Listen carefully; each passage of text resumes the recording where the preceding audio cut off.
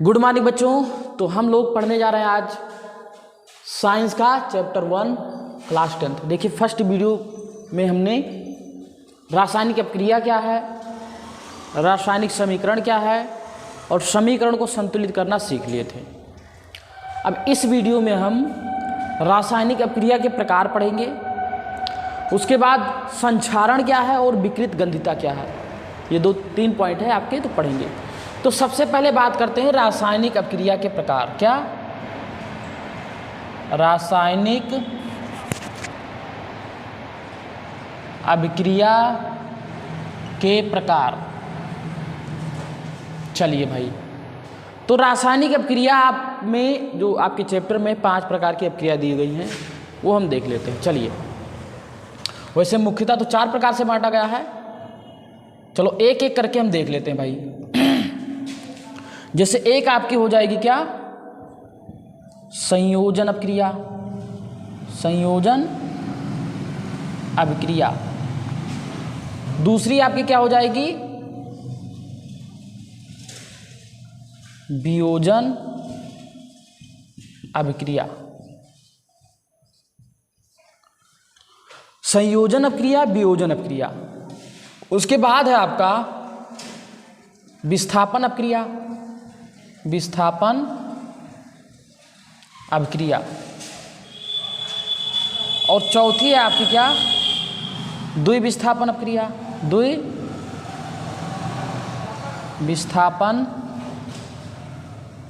अपक्रिया। ये द्विविस्थापन अपक्रिया हो गई। और लास्ट में एक और पढ़ लेंगे भाई। वैसे 4 ही मुख्यतः बांटा गया है, लेकिन लास्ट में एक और दिया है, उपचयन अपचयन अपक्रिया।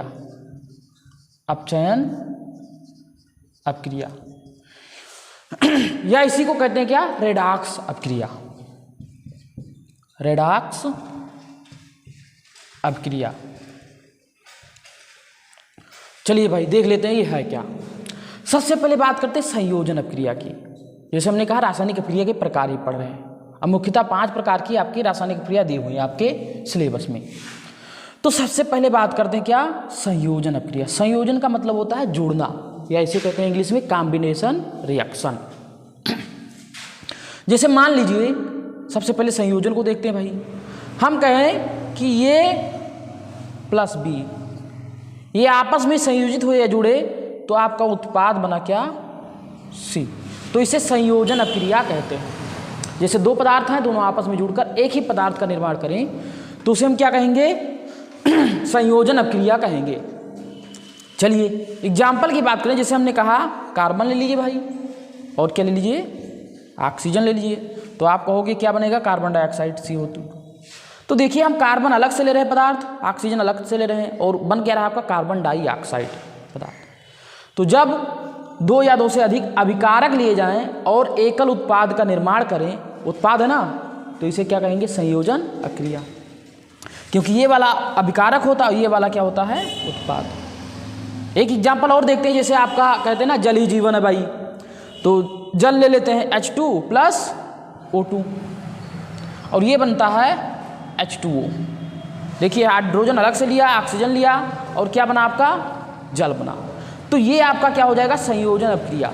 ठीक है, इसको समीकरण को संतुलित कर देते हैं, यहाँ 2 से यहाँ 2 से, क्योंकि संतुलित करना बताया गया है।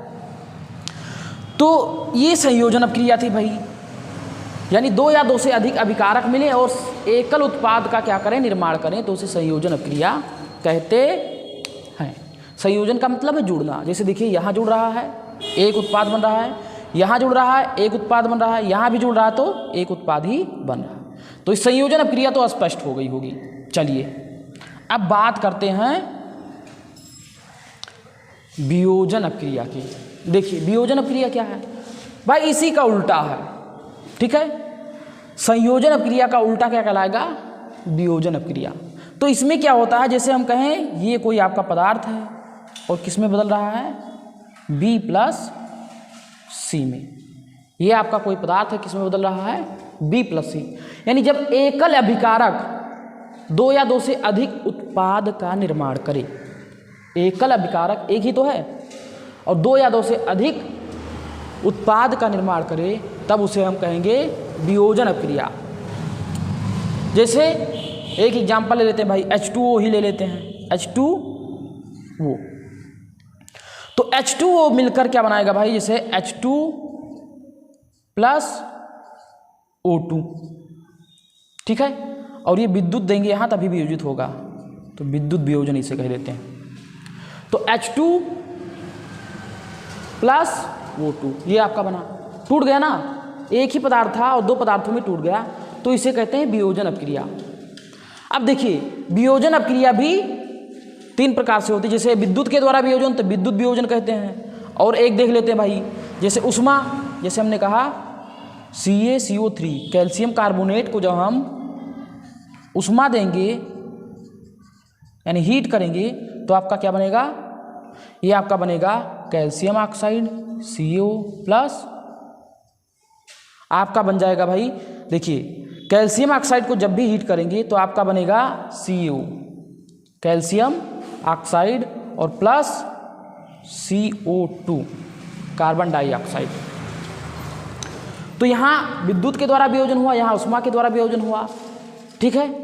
एक हो सकता है प्रकाश के द्वारा भी वियोजन हो, जैसे देखिए AgCl, इसको प्रकाश देंगे जब हम तो ये टूट जाएगा, Ag और प्लस क्या हो जाएगा Cl2, तो यहाँ 2Ag प्लस Cl2, यहाँ समीकरण हो गया बैलेंस।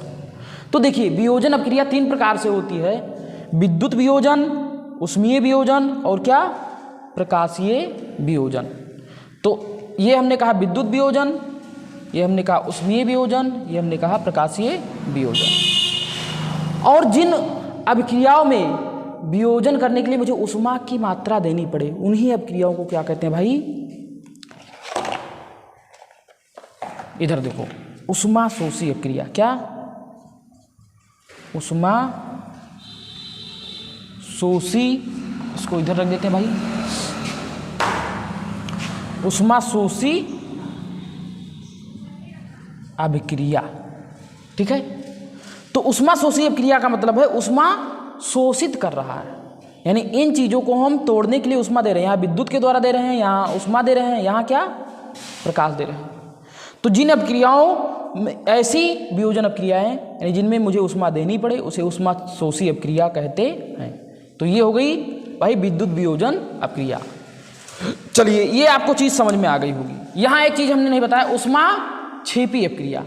कौन सी अभिक्रिया, उष्मा क्षेपी अभिक्रिया, तो उसको भी देख लीजिए। जैसे मैंने कहा इधर देखिए आप लोग, जैसे मैंने कहा भाई कि CH4 और प्लस क्या ले लेते हैं ऑक्सीजन O2, ठीक है, CH4 प्लस O2, तो ये बन रहा है आपका क्या CO2 और प्लस H2 जल बन रहा है।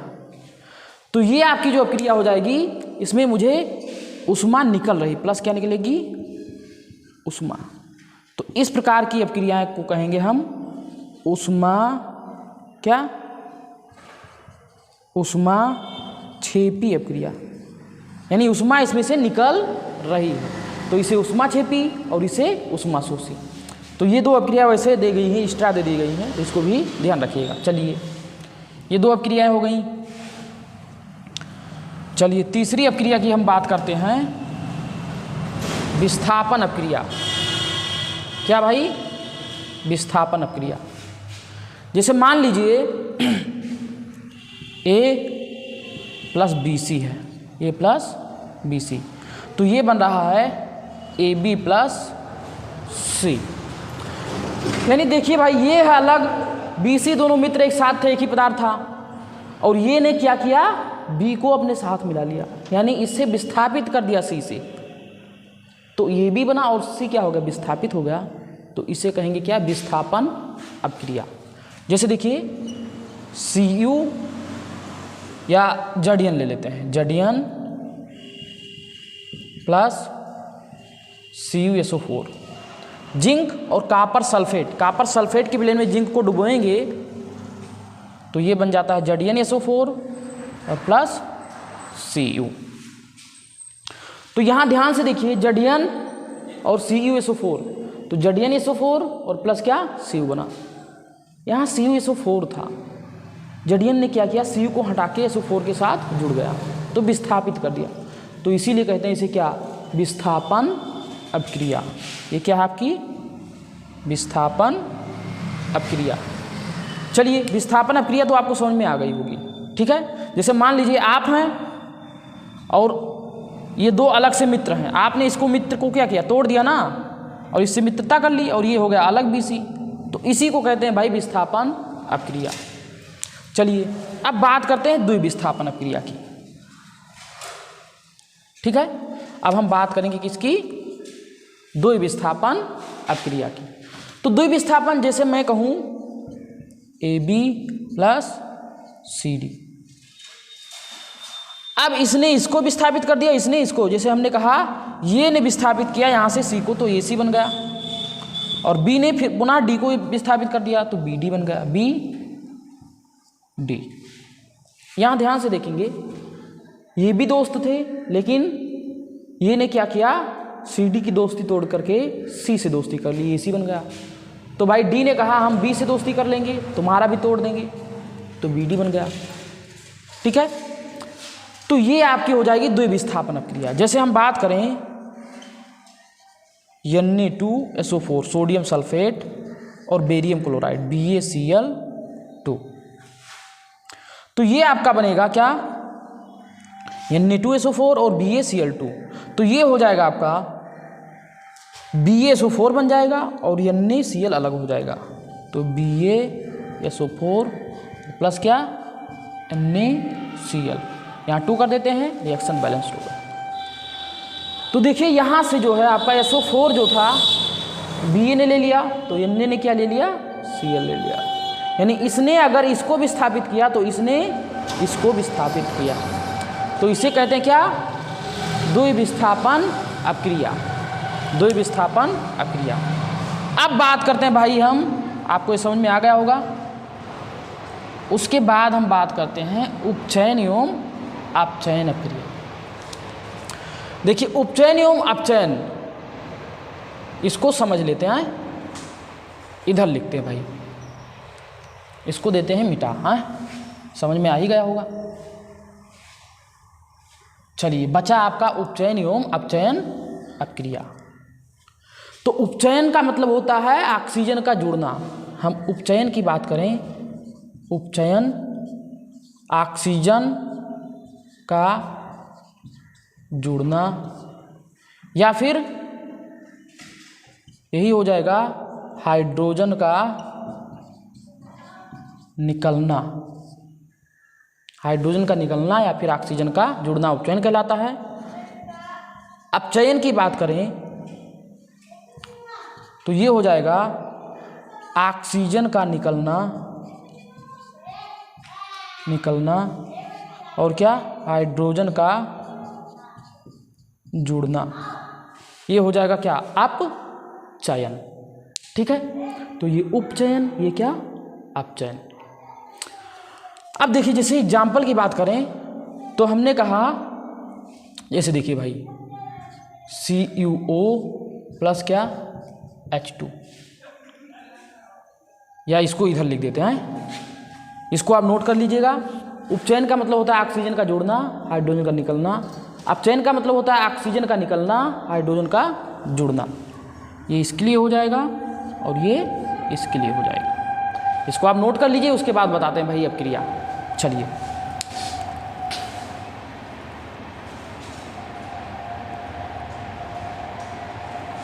जैसे हमने कहा कॉपर ऑक्साइड CuO और प्लस H2, तो ये आपका क्या बनेगा, या समीकरण यही लिख देते हैं Cu प्लस H2O। देखिए यहाँ से दोनों को हम क्लियर कर देंगे बढ़िया से। जैसे यहाँ से देखिए ऑक्सीजन क्या हो रहा है, यहाँ से निकल रहा है, यहाँ अगर ध्यान से देखो तो ऑक्सीजन यहाँ से क्या हो रहा है, निकल रहा है, यानी कॉपर ऑक्साइड था तो कॉपर बचा। तो ऑक्सीजन अगर निकल जाए तो उसे अपचयन अपक्रिया कहते हैं। क्या, अपचयन हो रहा है, अपचयन हो रहा है। अब देखिए यहाँ से इसमें ऑक्सीजन क्या हो रहा है, जुड़ रहा है भाई, ऑक्सीजन जुड़ रहा है। तो ऑक्सीजन जुड़ने का मतलब क्या, उपचयन, उपचयन।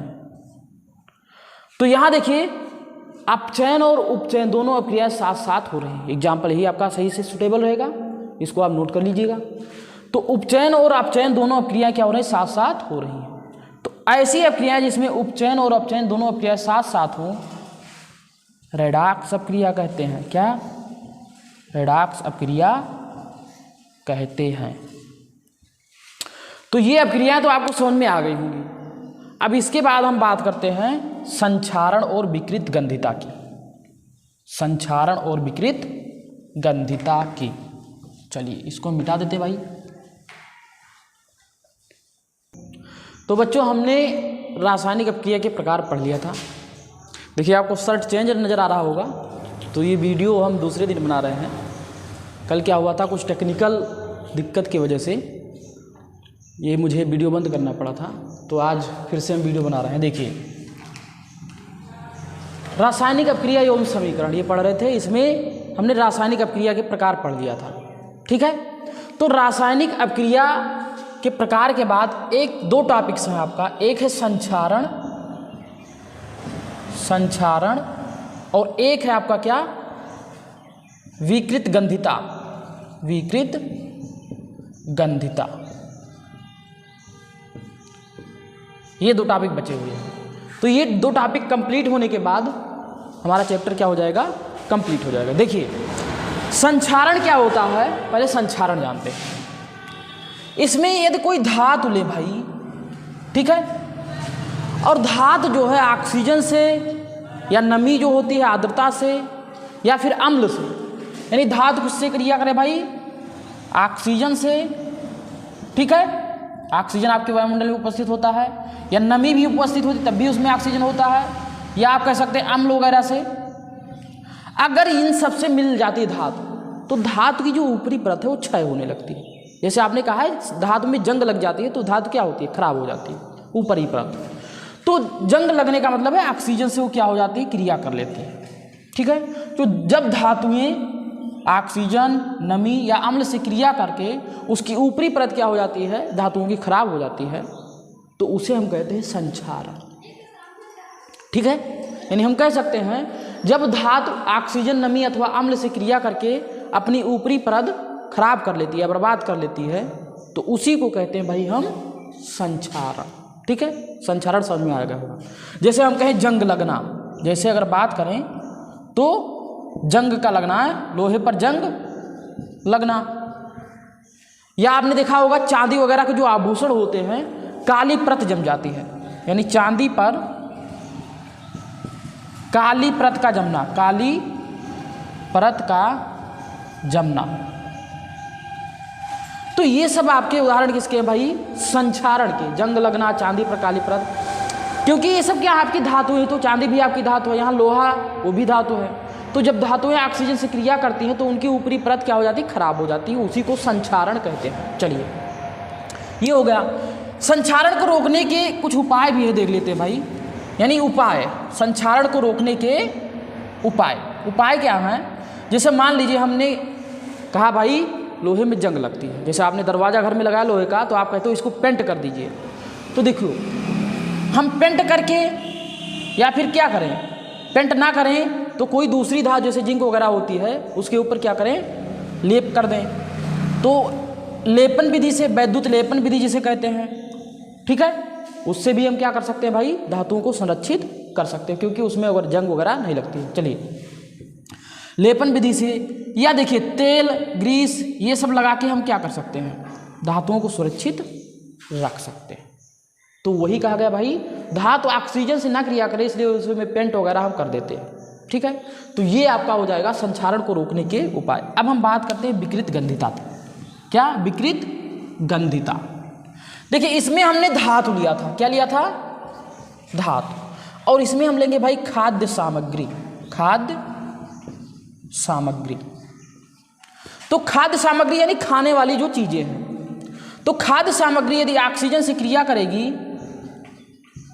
ऑक्सीजन या नमी वगैरह हो जाए, ठीक है। तो ये भी क्या हो जाती, खराब हो जाती है।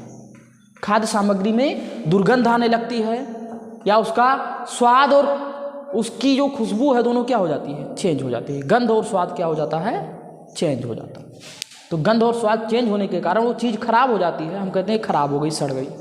तो उसी को कहते हैं विकृत गंधिता। तो जब खाद्य सामग्री ऑक्सीजन, नमी आदि के संपर्क में आती है, ठीक है, तो वो क्या हो जाती है, खराब हो जाती है। और उसी को हम कहते हैं क्या, विकृत गंधिता। क्या कहेंगे उसे, विकृत गंधिता। जैसे आप देखते हैं सुबह आप भोजन बनाते हैं या शाम को भोजन बनाते हैं तो सुबह कहते हैं बासी हो गया, इसको खाना नहीं भाई, क्योंकि उसमें क्या होता है, वो ऑक्सीजन से क्रिया कर लेता है भाई, वो खराब हो जाता है। जैसे आप आज भोजन बनाए तो 3 रोज बाद नहीं खाएंगे उसे, क्योंकि वो क्या हो जाता है, खराब हो जाता है ना। तो वही भाई विकृत गंधिता है। यानी कोई भी खाद्य सामग्री ऑक्सीजन, नमी आदि के संपर्क में आने पर वो उससे क्रिया कर लेती है और उसमें क्या हो जाता है भाई, दुर्गंध आने लगती है, वो चीज़ खराब हो जाती है। उसी को हम कहते हैं विकृत गंधिता। अब विकृत गंधिता को रोकने के लिए हम क्या करते हैं, जैसे आप कहते हैं भाई शाम का खाना सुबह खराब ना हो, हम क्या करते हैं भाई, कहते हैं फ्रीज में रख दें। तो हम इसको रोकने के उपाय क्या कर सकते हैं भाई, ताप कम करके रखें, ताप कम कर दें, हैं, यानी लगभग 0 डिग्री के करीब ले लाएं। तो ताप कम कर दें, या फिर नाइट्रोजन जैसी गैसों के संपर्क में रखें, जैसे गैस। तो नाइट्रोजन जैसे गैस उसके चारों तरफ रख देते हैं ताकि ऑक्सीजन ना आने पाए, तो वो उससे भी क्या होता है, खाद्य सामग्री सुरक्षित रहती है। चलिए एक एग्जांपल देखते हैं। जैसे आप लोग जो है चिप्स वगैरह खाते हैं, चिप्स हो गया, कुरकुरे हो गया, खाते हैं ना, तो उसमें क्या होता है भाई, चिप्स वगैरह में आपने देखा होगा वायु भरी रहती है और वो जल्दी ख़राब नहीं होती, क्योंकि आज आपकी दुकान में जो चिप्स है वो कई दिनों तक चलती है, 10-15 दिन आराम से। तो क्यों ख़राब नहीं होती भाई, उसमें हम नाइट्रोजन गैस भर देते हैं। और नाइट्रोजन गैस जो है क्रिया जल्दी नहीं करती, यही नाइट्रोजन गैस क्रिया नहीं करती है, और नाइट्रोजन गैस भरने के कारण ऑक्सीजन तो उसमें रहता नहीं, तो ऑक्सीजन रहेगा तभी क्रिया करेगी और चीज़ें खराब होगी। तो भाई नाइट्रोजन हमने चिप्स में भर दिया, तो नाइट्रोजन अगर भर दिया तो ये खराब नहीं होने देता, ठीक है, क्योंकि वहाँ ऑक्सीजन नहीं रहता। तो ये तो हो गया भाई विकृत गंधिता को रोकने के उपाय, ठीक है। तो यहाँ हमने क्या पढ़ा भाई, संचारण, विकृत गंधिता, और इससे पहले मैंने क्या पढ़ा भाई, रासायनिक अभिक्रियाओं के प्रकार। तो मैं आशा करता हूँ ये वीडियो आपको समझ में आ गया होगा।